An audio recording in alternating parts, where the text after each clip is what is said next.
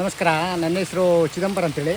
ನಾನಿವತ್ತು ಅದೇ ಹೇಳಿದ್ನಲ್ಲ, ದಕ್ಷಿಣ ಕನ್ನಡ ಕಾಡಿಗೆ ಬಂದಿದ್ದೀನಿ. ಖುಷಿ ಆಯಿತು ನೋಡಿ. ನಮ್ಮ ಕಡೆ ಎಲ್ಲ ಒಂಟಿ ಬೆತ್ತ ಮತ್ತು ನಾಗರ ಬೆತ್ತ ಎರಡೂ ಇದೆ. ಹಂದಿ ಬೆತ್ತ ನನಗೆ ಸಿಗಲಿಲ್ಲ. ಈ ಕಾಡಿಗೆ ಬಂದಲ್ಲಿ ನೋಡಿ ಹಂದಿ ಬೆತ್ತ ಅಂತ ಗೊತ್ತಾಯಿತು. ನೋಡಿ, ಇದು ಹಂದಿ ಬೆತ್ತ. ಒಬ್ಬರು ಕಮೆಂಟ್ ಮಾಡಿದರು ನನಗೆ, ಚಿದಂಬರ ನೀವು ನಾಗರ ಬೆತ್ತ ತೋರಿಸ್ಕೊಂಡು ಹಂದಿ ಬೆತ್ತ ಅಂತೆಲ್ಲ ಹೇಳಿದ್ರು ಅಂತೇಳಿ. ಅಲ್ಲ ಸರ್, ಈಗ ನಿಜವಾಗಿ ನಿಮಗೆ ತೋರಿಸ್ತೀನಿ. ಇದು ಹಂದಿ ಬೆತ್ತ. ಆದರೆ ಮುಳ್ಳು ನೋಡಿ ಸರ್ ಹೇಗಿರುತ್ತೆ ಬುಡದಲ್ಲಿ. ನೋಡಿ ಎಷ್ಟು ಚೆಂದ ಇರ್ತಾ ನೋಡಿ ಸರ್ ಮುಳ್ಳು. ಸೇಮ್ ಹಂದಿ ಬೆತ್ತ ಅಂದರೆ ಈ ಥರ ಇರುತ್ತೆ. ಆ ಮುಳ್ಳು ನೋಡಿ, ಆ ಎಲೆ ನೋಡಿ, ನೋಡಿ ಯಾವ ಥರ ಮುಳ್ಳಿದೆ.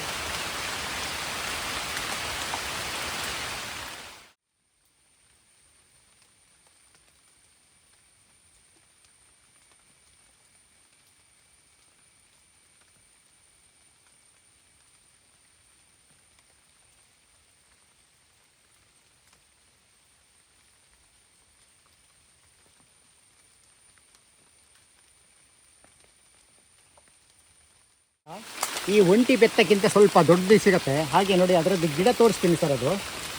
ಇದು ಅದರದ್ದು ಗಿಡ, ಇದರ ಬುಡದಲ್ಲೇ ಹುಟ್ಟಿರೋದು ನೋಡಿ.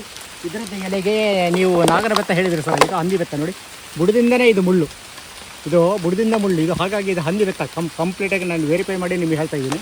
ಇದು ಅದರದ್ದು ಗಿಡ. ಆಗಲೇ ನೋಡಿ ಸರ್ ಎಲ್ಲ ಉದುರೋಗ್ಬಿಟ್ಟಿದೆ ಬೀಜ ಎಲ್ಲ. ಹೀಗೆಲ್ಲ ಕೆಲವೆಲ್ಲ ಹೋಸರಿದೆಲ್ಲ ಗಿಡ ಇದೆ. ಇದು ಈ ಸರಿ ಗಿಡ ಇನ್ನೂ ಜರ್ಮಿನೇಷನ್ ಆಗಿಲ್ಲ ಅದು. ಹಾಗಾಗಿ ಇದು ಸ್ವಲ್ಪ ಬೆಳೆಸಿ ಸರ್. ಇದು ಬೆಳೆಸಿದರೆ ತುಂಬ ಒಳ್ಳೇದು. ಇದು ಕುರ್ಚಿಗೆ ಭಾರಿ ಒಳ್ಳೇದು ಬರುತ್ತೆ ಸರ್. ಇದು ಕುರ್ಚಿಗೆ ಹಂದಿ ಬೆತ್ತ ಬೇಕೇ ಬೇಕು ಸರ್. ಅದು ಆ ಕಡೆ ಈ ಕಡೆ ದಡೆಗೆ ಹಂದಿ ಬೆತ್ತ ಹಾಕ್ತಾರೆ. ಮತ್ತು ಉಯ್ಯಲೆಗೆ ಅಷ್ಟೇ ಸರ್, ಹಂದಿ ಬೆತ್ತನೂ ಜಾಸ್ತಿ ಉಪಯೋಗ ಮಾಡ್ತಾರೆ. ಹಾಗಾಗಿ ಇದರ ಸೀಡ್ಸು ಅಷ್ಟೇ ಸರ್. ಈಗ ಜುಲೈ ತಿಂಗಳಿಗೆಲ್ಲ ಮುಗಿದೋಗ್ಬಿಡುತ್ತೆ ಸರ್, ಜೂನಿಗೆ ಸ್ಟಾರ್ಟ್ ಆಗಿಬಿಡುತ್ತೆ.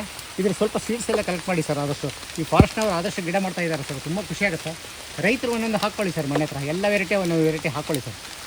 ನೋಡಿ ಸರ್, ಅದು ಬೀಜ ಎಲ್ಲ ಉದುರೋಗಿದ್ದು ನೋಡಿ ಸರ್. ಅಲ್ಲಿ ಕಾಣುತ್ತೆ ನೋಡಿ ಸರ್, ಅದು ಕಂಪ್ಲೀಟ್ ಬೀಜ ಉದುರೋಗ್ಬಿಟ್ಟಿದೆ. ಆಗಲೇ ಜುಲೈ ತಿಂಗಳು ಎಂಡೊಳಗೂ ಹೋಗ್ಬಿಡ್ತದೆ ಅದು.